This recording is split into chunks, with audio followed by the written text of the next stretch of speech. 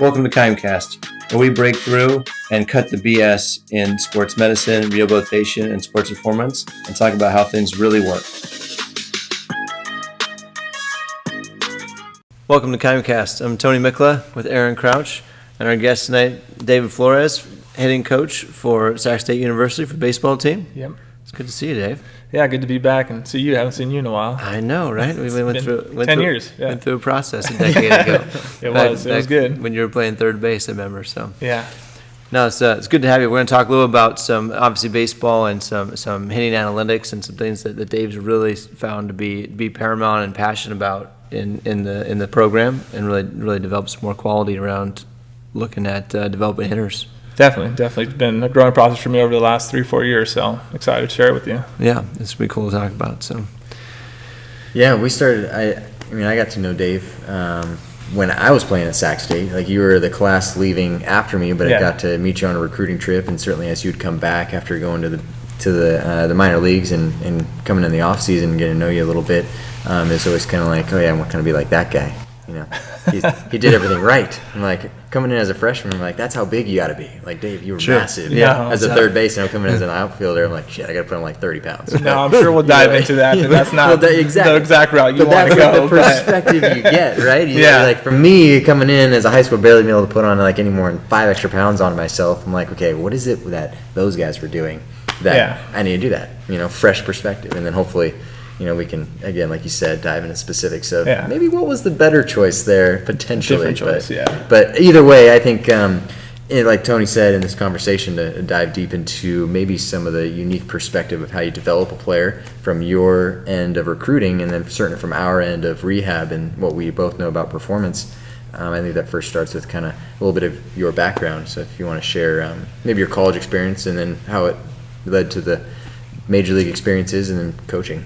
Definitely. I attended Sacramento State from 2004 to 2008 and played 4 years there under Coach John Smith. And after that, I was lucky enough to get drafted by the Houston Astros and play third base for them for about 4 to 5 years. One of those years I was hurt. So that's a little bit of my playing background. Got up to the AA level and then kind of fizzled out from there. Yeah.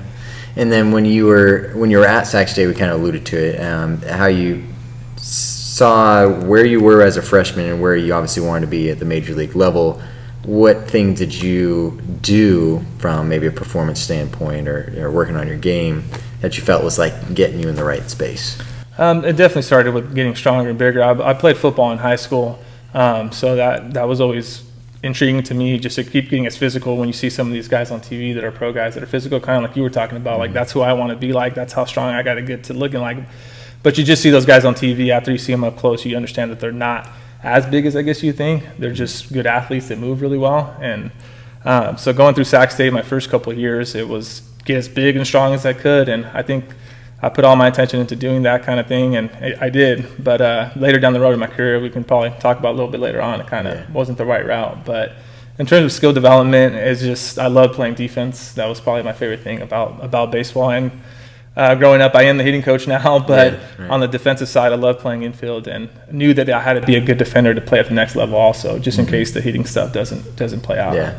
The hitting always goes through ebbs and flows, as you know. Like, you get these slumps and these hot streaks, and what always has to stay consistent is when you put your mind on the diamond and being a stop every single time the ball gets to you. So, and then when you finally did you have any injury hurdles when you were at Sac State? No, I didn't have any significant injuries at Sac State. I mean, I had a bum shoulder here or there or something like that, but nothing that kept me out of the lineup or took me out. So, no, fortunately. And then when you got to the major leagues, or at least the professional ranks, you said you missed one of the years to an injury. What I had 2 significant injuries going into during my time in pro ball with the Astros. The first one was I had Tommy John in my first full season at the end of the year.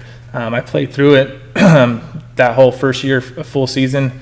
They did an MRI about a month ago in the season, said you only had bone spurs, gave me a call 2 weeks later and said, actually, you're going to need some Tommy John. So I went on the DL once or twice that year, but played through it. And then the second surgery I had was an ACL surgery 2 years later when I was done with my career.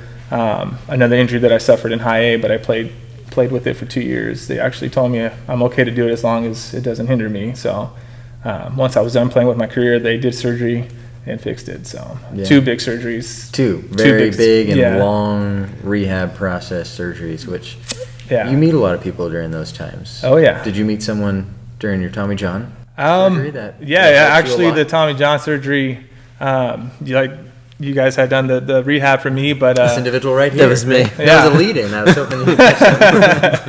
which was a good time, and I actually dove into a lot of strength training there too, which was awesome. I got to do a lot of speed and agility stuff and more baseball specific movement at the time, which was awesome. But to go back to your question, when I had Tommy John, the first couple of weeks, flew down to Florida to work with those doctors in rehab there, and Roger Clemens' son was there, and Roger was there, so it was kind of cool.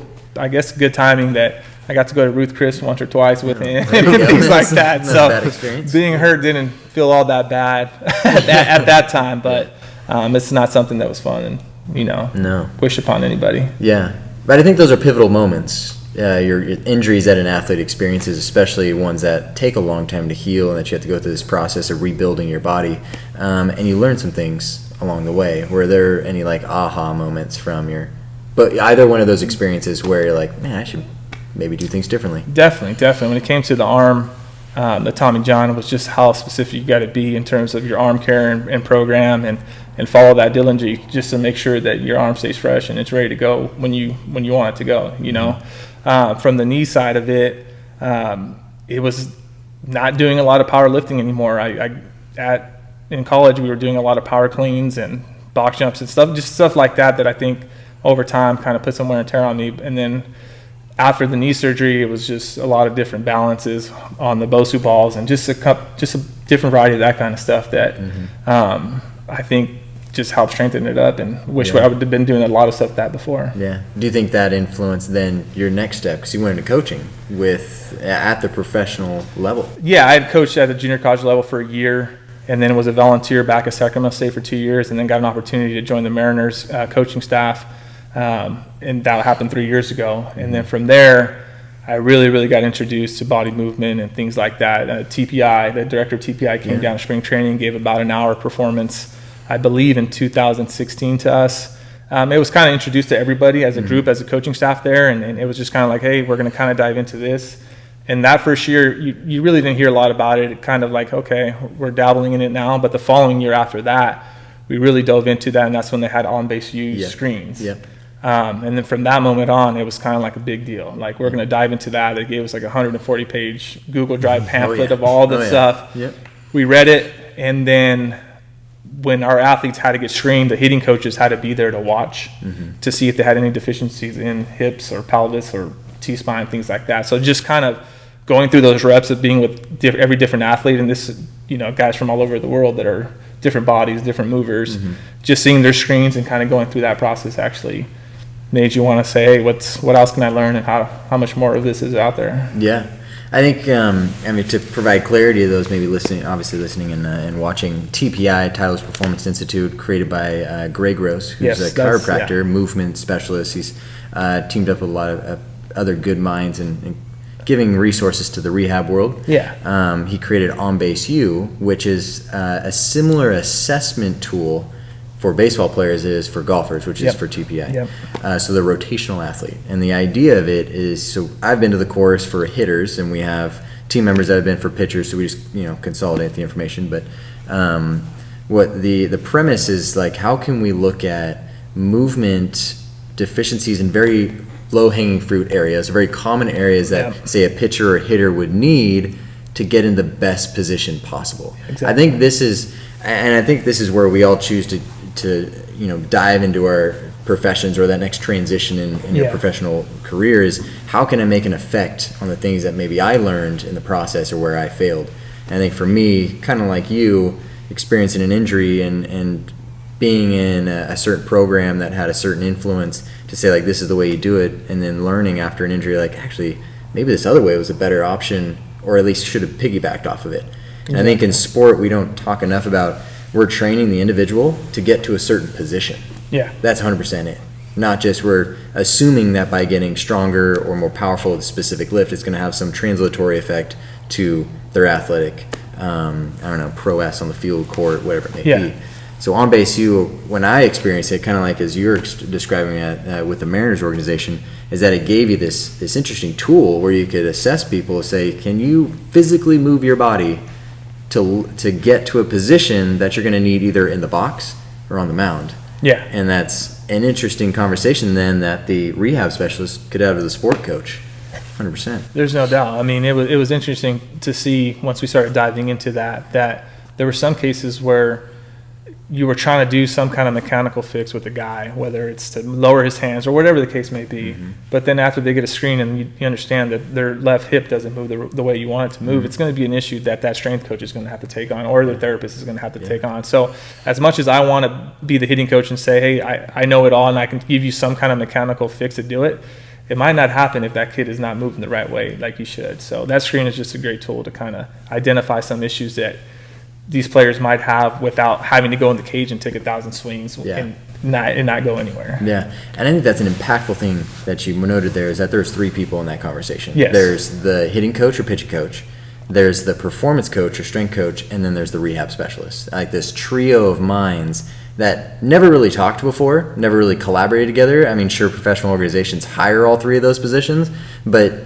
I mean, I spent a small stint with the Giants, and I can tell you that it wasn't a strong conversation between everyone on the same page. Definitely. So the fact that, I mean, you have this screen starting this trend of like, we need to get together to stop banging our heads up against the wall as the hitting coach to be like, can you make this change for me, please? Yeah. And thinking the player is not motivated to make that change, exactly, but instead is like, I just physically can't do it. Yeah. You know, and then what are we doing in the gym? What are we doing in the training program that's maybe either facilitating that deficit, or what are we not doing that's going to make it better? And then from a rehab standpoint, what are you seeing when they're coming in to see you, rather than no one talking at all? I think that's like a huge shift in the baseball world, and I'd hope other sports as well. But I think that's gold there. And I mean, just hearing, like, you've said it subtly there, Dave, but like the hitting coach being present during the screen, whether it's done by a strength coach or a PT or whatever the other team members are. But I know one thing that I experienced with some athletes in the time we were working together was to develop their body, like develop their hip rotation, develop their trunk rotation, develop their core stability, foot control, whatever it might be for the athlete. And then the feedback from either the coach or the athlete was that they can now get into positions that they couldn't get into before. And that's what led to a lot of transition in their power production or their success as an athlete and whatever the measurable was for them. And that's what this is kind of all about. Is exactly, yeah. It's just what we use with the Mariners, and they talked a lot about, was reading the dials and making sure that everybody's there, apparent and involved in that. You really start to see it over the last couple of years that when we were in meetings and we were talking about a certain player, like, it was okay for the strength coach to say, you know what, I think he's having some deficiencies here, so maybe that's why he can't rotate the way you want to when he hits. And they were free to say that, or to go ahead, what do you think? You know, and that really started that dialogue of, hey, how are we all going to figure out how to get this guy better? Yeah. It's not just the hitting coaches. No, right. Which it's a lot to hang on one person, because they don't have control of everything. Yeah. And then you have different professionals to offer their specialty to help this person get the most from I guess their potential. And on that level, it's like, we want to maximize the money we gave that person. Yeah. And then at the recruiting level, like, you saw someone at their freshman level in high school and you saw something special in them, but that they're raw, and how can you get them from that rawness to like a more refined state? And then when they commit to you, they're really useful for 4 years, Definitely. It's important stuff. Now they're bringing data.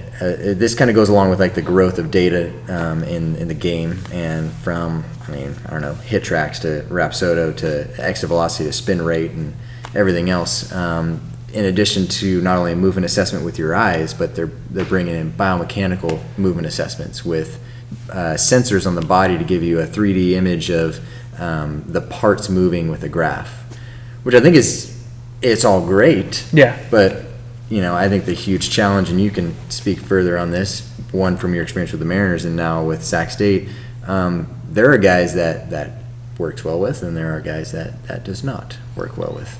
Exactly. It's just another tool that can be used, hopefully, to help another guy or two out. Specifically things like KVS that are, measuring the kinematic sequence and the order of how your body moves and moves power up the chain and things like that. Some of that stuff you got to be careful on who you use it with and how you use it with. Sometimes it's going to drown kids' minds with stuff that they don't need. So you got to understand who can handle that. When I was in Dominican Republic, down in the DR, we used that kind of stuff, but we had to just make sure what information we gave to the players, because they're younger, and they haven't been exposed to all that technology. It's kind of an introduction to them. So we might not dive into them and show them the graphs and say, hey, this is what's going on.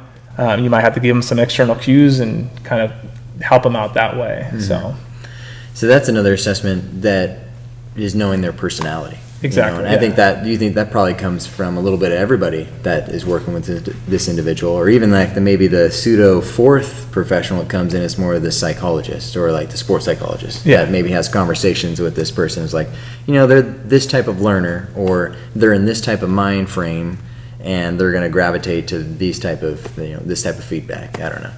But I've thought about a variety of different ways you could maximize someone's potential, and we can't leave out mindset is my other thought. Yeah, there's definitely players out there who overthink everything, and you get them just locked in on what this graph is saying, and they think something's wrong, and then there goes their competitive edge that they might lose, and they're worried about what their sequence looks like and not competing when they're in the box. That's still going to be number one. 100%. Always going to be the most important thing, and you don't want to take that away from a kid. So we try to use it. Obviously I don't have the hitting coach in the room, and I have a performance coach in the room, and obviously I'm just the rehab specialist, but we get a variety of ages of baseball players or pitchers or softball players for that matter, and we shell out this same assessment. We have the conversation with the performance coach, and it's interesting because some are still trying to like gravitate to this idea that their body needs to move. It's like, well, I'm invincible, I can do whatever I want. Like, why do I need to do these things? Have you felt that with the squad you have now, that they're really taking in this information and running with it? Yeah, I think they're doing a good job of getting all this new information that's provided to them by you guys, and kind of, you give them an easy format for them to take a look at it and follow along, which helps. I think where they can, it's maybe not clicking as much as just to how diligent you got to be with it, and how like on top of it you got to be with it. And that's where things can always get better with kids that are 18 to 23 years old. So hopefully that can, as they do it more and more and more, they kind of see the results. And with anything in a young kid, once they start seeing some results, then they'll definitely be bought into it. Yeah. Are you seeing any changes? Like, so what we've been going, I've been heading over to your guys' place every about 8 weeks or so. And when they're in session, obviously summer they're playing and stuff, but have you felt that? I've seen a change on the score sheet as far as what I'm evaluating them on. Do you feel like there's a change with how they move in the cage, how they move on the mound, and what it does to their ability to perform? It's definitely been apparent for some individuals in terms of their swing and how freely those hips move and how fast. And we also use blast motion to kind of helps us read that. It's just another tool that my eyes might be telling me that his hips or his rotation is faster, but I can actually put something on the bat that tells me, he is moving faster. And we have an assessment at the beginning of the year when they come in. They go out and play summer ball, or some kids might go home and do nothing. We don't know, so we give them a baseline test, and then we're going to retest that here before they leave to see if this stuff that has been given to them and what they're doing in the weight room has improved. An actual number that says, hey, he has improved there. So that's one of so I played, you coach with Reggie, and then I played for Reggie when he very first started, so the head coach over at Sac State now. And I remember him at very beginning, our conversation at the very beginning of this year. I was like, Aaron, I'm done having the conversation at the end of the fall or whatever it is to tell them they haven't improved. I'm just going to allow the numbers to do it. So you guys have gone quite objective on, this is where you're starting, this is where you're at in the middle, and this is where you're finishing. And definitely, we're trying to find a good balance of that. We understand that these kids they have Twitter, they have all these social media platforms for them to go look at what other people are doing, and the Rapsodos and the Trackmans and things like that they have access to and they look at. So we want to give them some of that, that's out there. We don't want to give them a whole lot of it that consumes their mind, like we talked about before. Right. So having some baseline numbers for these guys and things that they can see, especially on the pitching side with the Rapsodo thing, it's good for them. See where they're at. It's not just kind of our opinion. It's Yeah. kind of, this is the fact Right. of where you're at. You're putting in this effort, you're making this change, and this is what we're trusting that's going to have the performance. Definitely. And we've elevation. had some really good, just in terms of a simple thing like bat speed on the blast motion, we had a kid gain about 20 pounds of muscle, and he went up about 7 miles per hour bat speed. Like, he can see that and get excited about that and understand that the work he put in actually has translated. Now we just got to make the barrel get to the ball, and Yeah, right. everything is good. Small detail. Like you have to hit the ball, whatever. Exactly. No big deal. Yeah. Hey, we talk about like maybe some of what the actual tests are that we're doing with the program to some degree, to kind of what's important that we've seen, and then how that ties to what's important to you, Dave, as far as from a hitting standpoint. Yeah. So with any rotational athlete, so overarching umbrella, with any athlete, they're going to place their feet into the ground, and they're going to utilize the ground reaction forces for whatever they're going to choose to do, whether that's going to strike something, hit something, throw something, whatever it is. So there's a specific sequence to get that force harnessed through their body from their feet to their hands. Yep. Like if I'm going to throw a ball, if I'm going to hit, swing at a bat. Yep. So there's certain parts of the body that have to do certain things. And we start, more importantly, with the hips. The hips in baseball have to rotate. Now for a hitter and a pitcher, they will rotate further one way on one hip and rotate the opposite way on the other hip, just because they have to leave one and enter the other. And then in order to then take that up the chain to, say, the shoulders, it has to transfer through the midsection. So we have some level of test-to-test trunk control, and very simple body weight trunk control test. Just say you can transfer the force you generate from your hips to your shoulders. And then can you continue to rotate your body through your shoulders and your T-spine? And then do you have the right amount of control of your shoulders themselves, and then wrists, and then eventually the bat. So we have like these areas of the ankles, the hips, the T-spine, the shoulders, the midsection, to tell us everything we need to know, so that then when they go into the cage with you, I mean, like, I want you to work on a little bit of separation. I need your hips to fire first, and then your shoulders fire after, or whatever. Then they actually have the physical ability to do it. Yeah.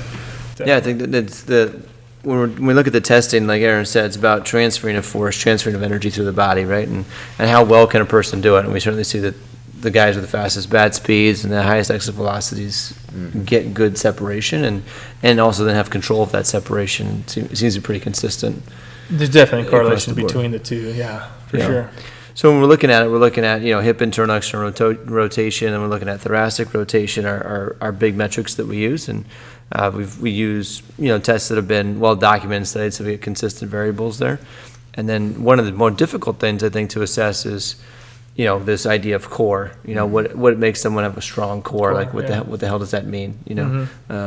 And so when we think about that, we look at the core as this combination of hips, lumbar spine, thoracic spine, shoulder, and everything working together as a unit. So that means you got to have hip mobility, trunk stability, thoracic mobility, shoulder stability, and these things all got to come together. So we use a few different stability tests to look at both shoulder and trunk stability in there. And if those things are all adding up, then that should correlate to what we see rotationally, whether it be at more exit velocity, more bat speed, or more velocity in the throw. And it's seen that consistently across all levels, whether that be youth, collegiate, or pro, in the thousands of athletes we tested around this region, for sure. Definitely, that just all helps, especially on the hitting side. That if you can move quicker, then in theory you have longer to see the pitch and make a decision if you want to swing at that pitch or not. So the more efficient you can move, the better off you are for the swing. I think a real example is Mookie Betts. So Mookie Betts is by far and large not the largest person in the league, but he's one of the best hitters in the league, and that he has actually statistically he has the fastest hip rotation of any player in the major leagues. Definitely. And you slow down his. So there was I'm not sure where I saw the video, but they slowed down his swing, and his hips get to almost full rotation. They square up to the pitcher before his shoulders even go. I definitely dove into that. Golfers talk about lag, right? They talk about lag between the hips and the shoulders, and it's just the same concept of this sequence that happens from the hips. So Mookie Betts creates this like incredible pre-stretch through the core, and from what Tony's saying, the core is really measured by how well you can take that pre-stretch and transfer it efficiently to the next segment. And so if you can fully stretch the tissue across the middle of your body, and then harness it to whip the upper half through, the bat's going to go at 110 plus miles an hour, and you can be a $150, and it doesn't matter. You'll hit it 400 plus feet. It's insane. Yeah, well, just watching his video, you can see how much separation he gets and Yes. why all that power is, where it's being created from. Yeah. It's pretty fun to watch. So my first day when I walked on the field, I should not have looked at you. No, but I guarantee I wasn't doing what Mookie Betts was doing. No. Yeah. So Either way, so I think it's one of those things. Like we have to start. It's rather than the body assessment. It's like you have to. I love these assessments that we're doing because it gives you information that then you can really relate back to the swing. Definitely, and just going into Mookie and things like that. I mean, obviously he's a special mover and a special athlete. So when you do assess a kid that does not move like him, you can't tell him to move like Mookie. No, you can't no, try to say, not. "Hey, I want you to watch this video of Mookie, and I want you to try to replicate that." It's just not gonna work. No, and I think there's a communication piece there too, because when I go there and assess them, and I tell these kids that, like, I'm assessing you, and I might tell you that you don't move well enough. I'm not telling you you're not a good baseball player. I'm not telling you that you're not going to have a great swing. What I'm telling you is if you improve this measure, then there's a strong correlation. You may be able to maximize your potential a little bit better. And that's a great point. I mean, you're going to find a lot of baseball players that don't move ideally, but are still really good at hitting the ball hard consistently. Yes. And it's a good reminder to everybody that just because you are classified or you're deficient in a certain movement doesn't mean you're not going to be a good baseball player. There's a lot of good baseball players out there that don't move specifically Hunter Pence very swing well. a bat. Good God. Guy, shouldn't swing a bat, but he played very successful 15 years in the league. So Yeah. it's crazy. I think that's so interesting. We talk about sports specificity and specificity of training and how detailed we get. And TPI really, I think, uncorked this, 15 years ago as they started their process and looking at rotational athletes and using 3D motion camera analysis. And they looked at guys in practice, looked at guys in game scenarios.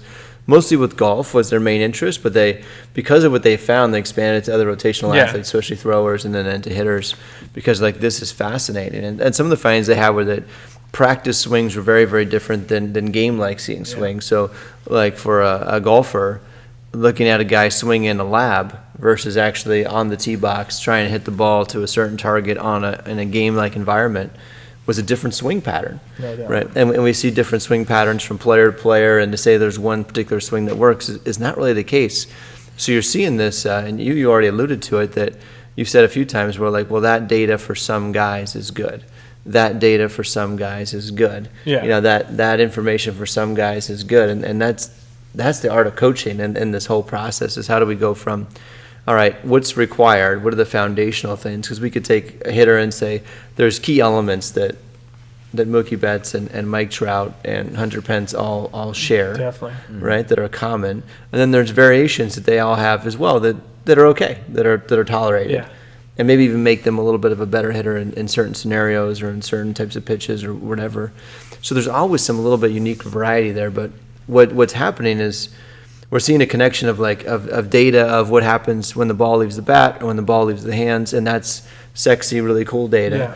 And then we're looking at slow motion 3D capture of the swing, and you can see this now watching a game on ESPN on the replay. Yeah. It's incredible. You'll always see the hips are in front of the shoulders, and the bat's the last thing to come because you're trying to create this whipping action. Yeah. So you'll see that consistently. But what you don't see, and what you may not be able to see without a little training, is this: how much internal rotation are you getting on the left hip? How much rotation are you getting in the thoracic spine? How much neck or cervical rotation do they have to keep their eye on the ball through the contact phase? And those little subtleties are all factors in what makes a guy successful or not. And then you alluded to the mentality. Does he have the confidence that he can hit the ball? That's a whole different subject. Definitely. Another element. Yeah. So we're certainly not saying that there's only one way, but really that everything does matter. And when you're looking at an athlete, it's looking at the complete picture. But we certainly see that each of these have some consistencies, and from a body standpoint, hip rotation, thoracic rotation are big factors. You see tolerance to torque, as Aaron was saying, was a big thing. Can you put some force behind the bat and get that separation? And then but in baseball, we've not so much this year, I wouldn't say, but I feel like in a few years past, it seems like everybody was out with an oblique strain. Yeah, where that's true. These kind of things get hot, right? Yeah. Like, let's get separation. It's like, boom, everybody's getting really separated, but no one's got the stability to control it. That's true, yeah. Now we're pulling off obliques, and guys are missing, months out of the season Yeah. because they're getting in positions that their body's not good at and they can't tolerate. So those are all things we have to consider when we're developing and we're talking about skill set development, tissue adaptation. It takes time and practice to get that done. To get it dialed, yeah, definitely. Yeah. Where do you see, I don't know, if you were to work with, myself and other rehab specialists, performance coaches, where do you see it even getting more enhanced? Do you feel like there's still another missing piece out there that could dive a little bit deeper? Just would be more, I wish we could have more time to have somebody assess them more often and just kind of be there as much as possible. Yeah. That's you, in a perfect world, you would like to have Their shadow. Someone that can be there who knows way more about how the body moves than I do. I mean, I was only trained a little bit with my time with the Mariners and diving into and reading into it, but someone as qualified as you or, you guys to be able to like really be in there and help out, would I think can elevate, a program into being on top of that. Yeah. I think we're in a good place right now. We're Definitely. starting this process of like get these guys some information and all the tools they could potentially have at the moment to maximize their efforts and getting where they need to go. No, it definitely helps for sure. The boys do move better, It definitely helps. And even on the pitching side, I know our pitching coach would definitely say some of the things that you guys have found with the pitchers and guys who can't pronate on a they change cut up. their pitches. Exactly. Like, oh, wow, and it's I just, didn't know that. Yeah. There's no external rotation of shoulder, things like that. It's just, if you can do that for one guy, I mean, you're helping out your program a lot. 100%. So, I mean, just from this conversation, I think if anyone's, the young ones are listening or any other coaches are listening, like start either, if you're a performance coach, start like getting in contact with a rehab specialist or even really talking to the skills coach to kind of see what they're seeing with the player and like how can you manipulate your program to meet their need, the player's needs on what their deficits are and obviously there's going to be a general approach, but can you add in some individual specificity from a player standpoint? Start to think about there are people that can help you, maximize your potential, and they may be someone that is not as obvious. So say like a physical therapist. You don't have to see us because you're injured. You can see us because we have a very expertise outlook or expertise viewpoint of the body and how it moves. And then we can, if for the right person, can talk to the sport coach and let them know like, hey, this person is going to struggle to get into these positions. Or go to the performance coach and say, hey, we need to modify these lifts in these ways because it's facilitating such and such. And then if you're the sport coach listening, then I think you need for the other two, get with a team of professionals that can help you maximize or at least develop your players in a more sound way. Yeah, definitely. I think going back to when I was, getting done playing and going into coaching, I would always think that kid he needs to be a better athlete. I think that's what that term always gets thrown around. He needs to be a better athlete. Or he needs to get in the weight room and get stronger. Like just very general things that coaches say. But then if you can just dive into that a little deeper and say, okay, well, how are we going to make him a better athlete? He's going to have to move better, and what's going to cause him to move better are all these things we're talking about. It's just a simple screen that can see where the deficiencies are. Maybe he doesn't have his ankle mobility is bad or something like that. It's just very simple things that can really make him a better athlete pretty quickly. Yeah, it's huge. Just understanding the whole spectrum. Yeah, that's a super good point. You do hear that feedback a lot. Like, man, if he was just a little bit more athletic. Yeah, exactly. Like, what does that mean? What does that mean? What are you looking for? Yeah, and it's tough to put your finger on it. I will say, I think that my experience in working with coaches and especially the skill coaches, it's so valuable. A lot of times they have the answer, especially as you dive deeper with them, as they're working on a skill development or they're working on a technique. They might say, I really want the athlete to get into this position, or I want them to get this rotation, but they can't quite get their arm in that position, or they can't get their trunk in that position. And it really creates a ton of fun for me as a performance coach and a rehab guy, where I can work with that skills coach and be like, all right, what is it that you want your athlete to do, or what are you seeing? And then take that information, combine it with our own evaluation, our own screen, and be like, all right, I can see where this deficit might be sitting. And it's just such a fun process to go through, because you learn a tremendous amount. And then the athlete is just hopefully a huge beneficiary of like, all right, if our goal is to throw the ball at X velocity, or if it's to have X back speed, or if it's to get on base such percentage of time, let's go find that limiting factor and talk about what that is and how we can address it. And then when we start to do it, and then you just start to see those numbers change. Yeah, definitely. It's a cool experience working with those guys, and So it's been great working with you. I know that I've been distant in the process, but it's been cool to hear some of the outcomes and results and what you guys are doing at the Sac State program and how it's growing and maturing and using the tools and the technology available at the size that you guys are is fantastic. Definitely, it's been a great process. I think as time goes on, it's just only going to improve. It's just going to keep helping us out. Yeah. I wish you guys the best, Dave. I appreciate it. Yeah. Thank you. Yeah, keep it up. It's good to see you guys back out there and excited to watch and see the numbers and the score. Yeah, right. Consistently. More importantly, the score. Yeah. Consistently improve. There's always two scorers, Definitely. Every coach trying to work on individual players, then of course get that team to play as a unit. Yeah. Help them out individually. Hopefully, it helps out the team. Right. Coming together. Yep. All right, David, thanks for being here, man. Appreciate Good to talk to you again. Thank you. Yeah, Thank you appreciate guys. it. Definitely. Thanks for having me. Fantastic. Love what you do with for the community, with developing that and recruiting and developing young players is awesome. So Appreciate it. Thank you. all right, well, thanks for watching KIMEcast. We'll catch you on the next one. This was KIMEcast, and we are the Kime Human Performance Institute. Thank you very much for listening. We'd love to continue the conversation with you. Please hop on our social media. It's at KIMEHPI and engage with us there.